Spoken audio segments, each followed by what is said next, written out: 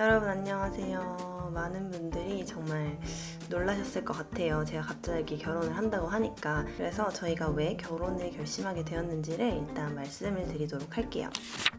사실 지금 12월이지만 정말 오래전에 결혼을 결심을 했어요. 저희는 내년에 식을 올릴 거지만 올해 초에 결혼을 하기로 결심을 했어요. 연애를 하는 동안 상해서 2017년 11월, 12월 이렇게 2달 연애를 했고, 제가 한국으로 돌아간 이후에 보바는 중국에서 지내면서 저는 서울에서 지내면서 둘 다 취준생, 직장인, 대학원생 이 시기를 거치면서 롱디로 연애를 했어요. 이렇게 어렵사리 연애를 이어왔는데요. 코로나가 전 세계적으로 찾아오면서 여러 가지 봉쇄 정책 때문에 저희가 1년 반 동안 만날 수가 없었어요. 그래서 그때 한 번 위기가 왔어요. 이대로라면 우리는 같이 영영 함께 할 수 있는 미래를 그릴 수가 없을 것 같다. 그래서 여러 가지 방법들을 고려를 했어요. 제가 중국에 가서 대학원을 하고 거기서 자리를 잡고 같이 중국에서 직장을 다닌다든지, 아니면 같이 호주로 가서 이민하는 방법을 알아본다든지, 아니면 보바가 한국으로 온다든지, 이런 선택지들을 다양하게 고려를 했는데 어쨌든 가장 좋은 선택지는 한국이었어요. 왜냐면 중국이나 호주에서는 저희 모두가 외국인이고 러시아는 저희가 원하지 않는 선택지였고, 그래서 한국은 저희 둘 다 되게 마음에 들어하는 살기 좋은 나라고, 또 내국인인 만큼 메리트가 있으니까 저희가 어떤 문제가 닥쳤을 때 좀 더 스무스하게 해결할 수 있는 능력을 가지고 있다고 생각했어요. 또 저는 여기서 직장도 다니고 유튜브도 하고, 보바는 중국에서 직장이 그렇게 100% 마음에 들지 않는 상황에 한국에서 개발자라는 새로운 꿈을 이루고 싶어 하는 상황이었어요. 그래서 모든 게 잘 풀리면 우리는 한국에서 좀 재밌게 잘 살 수 있겠다라는 생각에 최선책으로 한국을 선택해서 보바가 한국으로 입국을 하게 되었습니다. 저희의 목표는 1년 동안 한국어를 배우고 잘 지내면서 보바가 그동안 혼자서 독학했던 안드로이드 개발 공부를 쭉 이어나가서 한국에서 개발자로서 취업을 하고 취업 비자를 받아서 드디어 정착해서 잘 사는 거였어요. 근데 이게 되게 어려운 일이었던 게, 보바는 한국어도 못하고 한국어를 배운다고 해도 어눌한 외국인일 것이고, IT 업계에서 엔지니어 서포트로 일을 하긴 했지만 안드로이드 개발자로서는 일을 한 적이 없는 그냥 독학으로 공부한 비전공자, 문과생, 주니어 개발자, 지망생이었어요. 사실 어떻게 보면 저희가 무모한 꿈을 안고 한국에서의 생활을 시작을 한 거죠. 그래서 한동안 정말 보바가 힘들었던 게, 천호에서 아침에 일어나서 8시에 출발해서 학교 수업에 9시까지 가요. 그럼 9시부터 12시까지 수업을 마치고 집에 와서 점심을 먹고 잠깐 쉰 다음에 한 2, 3시부터 밤 12시까지 개발 공부를 했어요. 심지어 어느 날은 2시, 3시까지 공부를 하기도 하고, 그러고 나서 다시 다음날 아침에 일어나서 8시에 한국어 학교를 가는 거죠. 사실 좋게 생각하면 갭이어 동안 외국어도 마음껏 배워보고 개발 공부도 충분히 하고 자기 개발을 할 수 있는 그런 좋은 기간이었지만, 어떻게 보면 외국인으로서 경력도 없는데 한국에 와서 약간의 희망을 가지고 불안한 미래를 견뎌야 하는 엄청나게 감정적으로 압박이 있는 상황이었죠. 저도 저대로 엄청 바쁘고, 보바는 친구도 가족도 없는 곳에서 공부하고 자신을 정신 차려! 어쩌면 없을 수도 있는 희망 하나만 바라보고 되게 힘든 시간을 보냈어요. 하여튼 여러분, 제가 조금 감정적으로 변하더라도 양해해주세요. 저한테 좀 되게 힘들었던, 아직 진짜 슬픈 파트가 나오지 않았는데 정신 차려!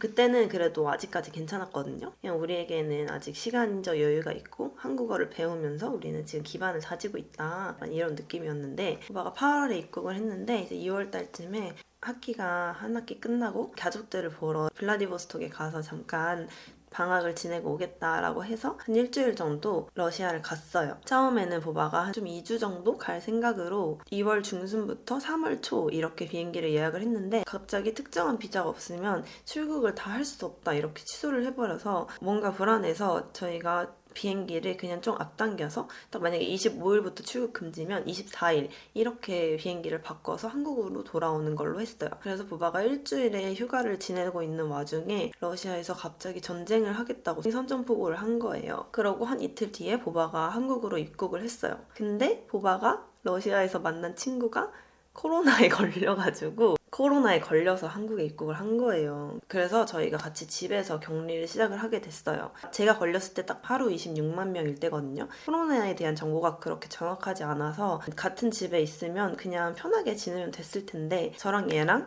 이제 발병 시기가 다르니까 서로 영향을 줄까봐 따로 방을 지냈어요. 그래서 저는 방에서 혼자 지내면서 심하게 많이 아팠어요. 그래서 계속 하루 종일 누워서 생각밖에 할 게 없었어요. 책이나 영화를 보기에도 머리가 너무 아프고, 그래서 계속 생각을 하는데, 생각을 해보니까 이제 보바가 한국에서 지낼 수 있는 시간이 5개월도 안 남은 거예요. 왜냐면 7월 30일 정도에 비자가 끝나는데, 그럼 딱 5개월이 남았는데 그 전까지 저희가 뭔가 대책이 준비되지 않으면 보바는 한국을 떠나거나 아니면 또 뭐 어학연수를 1년 더 연장하거나 어떤 선택을 내려야 하는 상황인 거예요. 근데 그렇게 생각하니까 갑자기 마음이 너무 조급해지면서, 한국인도 취업을 하는데 1년이 걸리고 최소 6개월은 걸리는데 외국인인 보바가 지금부터 시작해서 취업을 할 수 있을까? 비자를 준비하는 기간도 필요하니까, 그런 생각이 들면서 갑자기 너무 불안해지기 시작하는 거예요. 이제 저희가 격리 기간이 거의 끝나갈 때쯤 이야기를 나누고 이력서를 준비하기 시작했어요. 그래서 개발자 이력서를 어떻게 쓰는지 찾아보고, 보바가 영어로 이력서를 쓰면 제가 그거를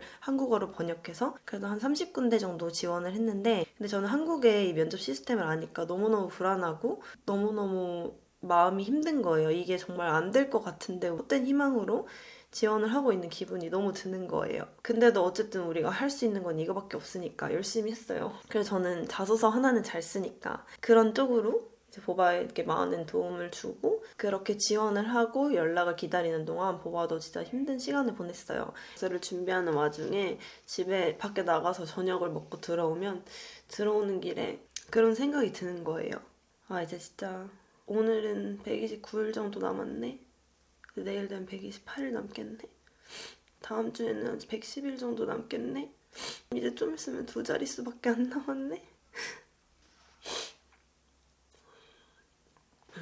그래서 그런 생각을 하다 보면 길을 걸으면서도 눈물이 막 주르륵 떨어지고, 자려고 누워있는데도 막 눈물이 주룩주룩 떨어지고 콧물이 막 가득 차가지고, 보바한테 이런 불안감 알려주기 싫어가지고 저 혼자 나와서 화장실에서 막 울고 다시 자고 그렇게 시간들을 보냈어요. 그래도 저희가 바보가 아니니까 플랜 B가 있었어요. 만약에 한국에서 취업이 되지 않으면 러시아에는 아직도 개발자 수요가 많으니까 보바는 러시아에 가서 개발자 경력을 쌓고, 저는 여기서 열심히 회사 다니고 일하다가, 그래도 30 넘어서 우리는 결혼을 생각하고 있으니까 이렇게 롱디를 좀 몇 년 다시 옛날처럼 하다가 다시 만나서 한 나라에 정착해서 결혼을 하자. 그때 되면 개발자 경력을 가지고 어느 나라든 가서 좀 더 취업을 도전해 볼 수 있고, 저도 그 나라에 가서 새로운 삶을 시작하면서 또 새로운 직장도 알아보고 할 수 있지 않을까, 그런 플랜 B를 가지고 있었는데, 코로나가 생각보다 길어지고 전쟁이 나면서 비행기표도 다 없어지고 비자도 불투명해지고 아무것도 계획을 할 수 없는 상황이 돼버린 거죠. 그 플랜 B가 저희한테는 어떻게 보면 너무 힘든 이 상황을 견뎌내기 위한 한 줄기의 희망 같았거든요. 어쨌든 보바가 많은 걸 포기하고 한국으로 왔고 무모한 도전이었다는 걸 아는 만큼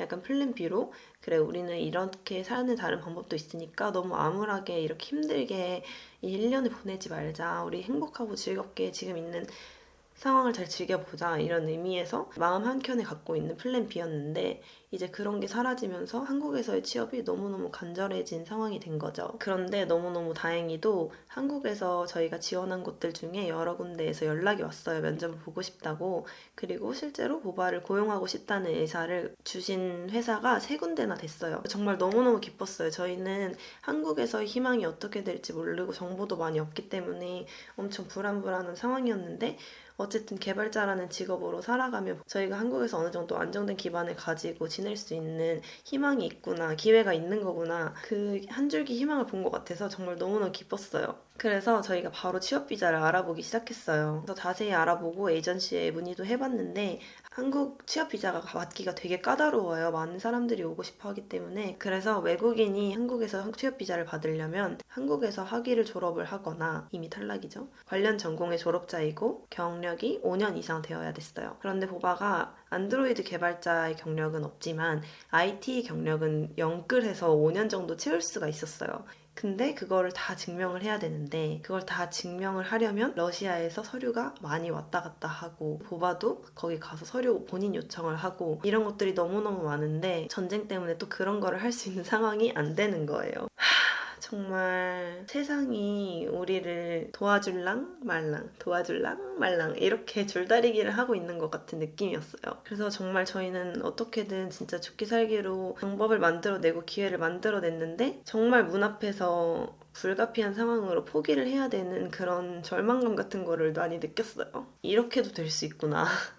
이게 옛날 같으면 좀 쉬웠을 텐데 우리는 이런 너무 특수한 상황 속에서 정말 어려움을 겪고 있구나. 중간에 그래서 위기가 있긴 했어요. 우리가 정말 이대로 헤어져야 될까. 왜냐면 이 전쟁과 코로나와 이런 상황에서 다시 롱디를 시작하면 이제는 정말 끝이구나. 그런 생각을 했어요.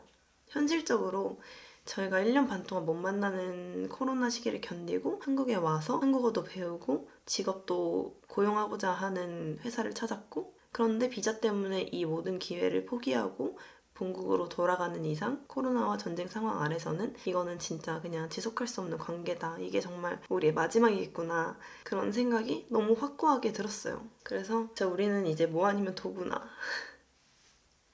결정을 드디어 내려야 되는 시기구나 라는 게 바로 체감이 와서 그렇게 어떤 회사에 합격하고 취업 비자를 더 이상 준비할 수 없다는 거를 현실을 깨닫고 난 뒤에 정말 빠르게 결정을 했어요. 그럼 우리 결혼을 하자. 제가 먼저 이야기를 꺼냈어요. 결혼을 하자. 그렇게 할 수 있었던 이유는 저희가 정말 많은 고민을 했고 정말 수많은 플랜을 하나하나 다 면밀히 검토를 했고, 그런 과정에서 저희가 정말 원하는 거는 한 군데에 정착해서 같이 지내는 것이고 저희의 의사에 반하는 외부 환경 요인, 이전과 같은 롱디나 이별 그런 것들을 만나고 싶지 않다는 의지가 너무 강하다는 걸 서로 확인을 하게 되었어요.